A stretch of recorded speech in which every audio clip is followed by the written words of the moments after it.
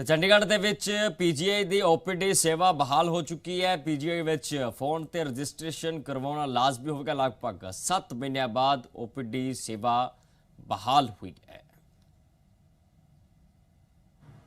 Chandigarh PGI में न सिर्फ चंडीगढ़ और पंजाब से मरीज इलाज करवाने के लिए आते हैं, बल्कि हरियाणा, हिमाचल और अन्य राज्यों से मरीज यहां पर इलाज करवाने के लिए पहुंचते हैं। लेकिन कोविड-19 की वजह से यहां पे ओपीडी सर्विसेज बंद थी। हालांकि टेली कंसल्टेशन जरूर दी जा रही थी, लेकिन आपको बता दें कि कई विभागों में अब ओपीडी आज से शुरू हो गई है। हमारे साथ डॉक्टर नवीन पांडे हैं, उनसे जानते हैं कि क्या कुछ प्रिकॉशंस लिए जा रहे हैं और कौन कौन से विभागों की जो ओपीडी है वो शुरू हुई है।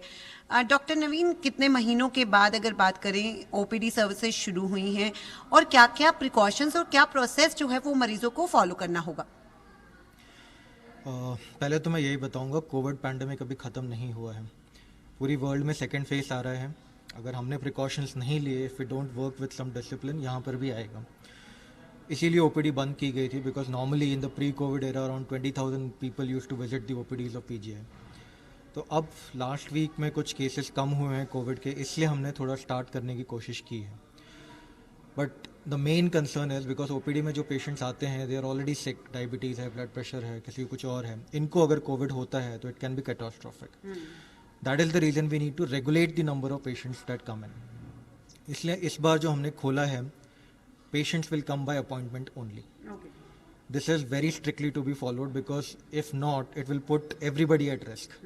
Workers भी, जो patients यहाँ आएंगे भी, जिस community में वो जाएंगे वहाँ पे भी। तो tele consultation which was started around 3-4 months back, that will be still be the first mode of contact for the patients and doctors. ठीक है, डॉक्टर्स उसी पे स्क्रीन करेंगे। अगर ट्रीटमेंट उसी पे हो जाता है तो it's good for both the doctor and the patient. अगर नहीं होता, if the doctor feels that the patient needs to be examined, तो उसे अपॉइंटमेंट दिया जाएगा।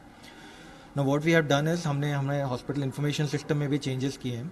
जब वो इन्फॉर्मेशन आएगी अपॉइंटमेंट कम, तो उसे आर्ली स्लॉट्स में अपॉइंटमेंट दिया जाएगा, so that a message goes to the patient कि इस डेट पे इस टाइम पे आपको आना है। इसके साथ ही आपको यहाँ पे दिखा भी देते हैं कि जो लोग रजिस्ट्रेशन के लिए यहाँ पर आते हैं उनके लिए, ताकि वो एक दूरी बनाए रखें, इसलिए यहाँ पर ये पैचेस लगा दिए गए हैं ताकि पता हो कि हमें कहाँ पे खड़े होना है। इसके साथ ही आप देखेंगे स्ट्रेचर जो है वो लगा दिए गए हैं, ताकि कोई भी जैसे रजिस्ट्रेशन सेंटर में जहाँ पे जो एम्प्लॉयज बैठे होते हैं उनके साथ भी ज़्यादा कांटेक्ट में ना आए।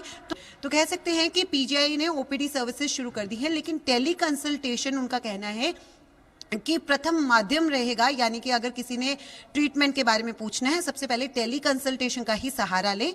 अगर कोई डॉक्टर कहता है कि उन्हें ओपीडी में आने की जरूरत है किसी मरीज को, तो ही वो यहाँ पर आए। लेकिन आपको बता दें कि जो पूरा प्रोसेस है वो फॉलो करना होगा, यानी कि अपॉइंटमेंट लेने के बाद ही वो ओपीडी में आ सकते हैं।